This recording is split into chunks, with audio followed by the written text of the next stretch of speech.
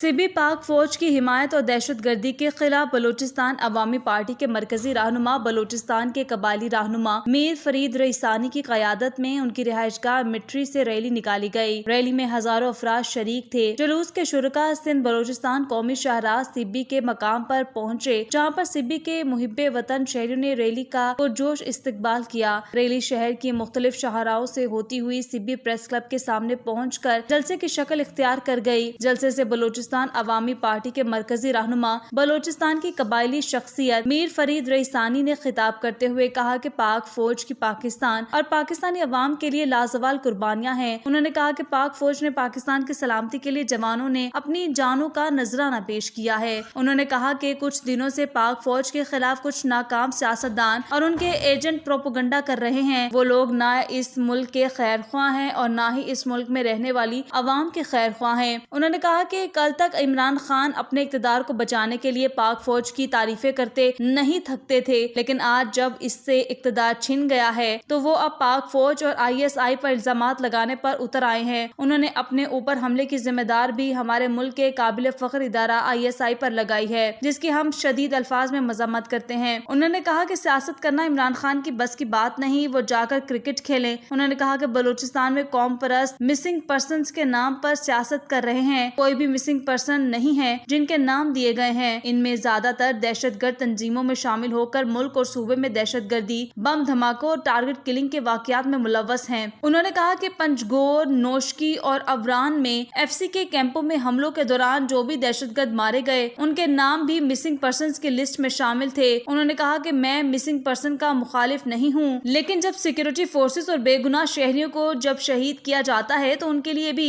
Judicial का कयाम भी अमल में लाया जाए, उनकी शहादत की भी इंक्वायरी कराई जाए। उन्होंने कहा कि हम पाकिस्तान की सलामती और तहफ्फुज़ के लिए किसी भी कुर्बानी से गुरेज नहीं करेंगे।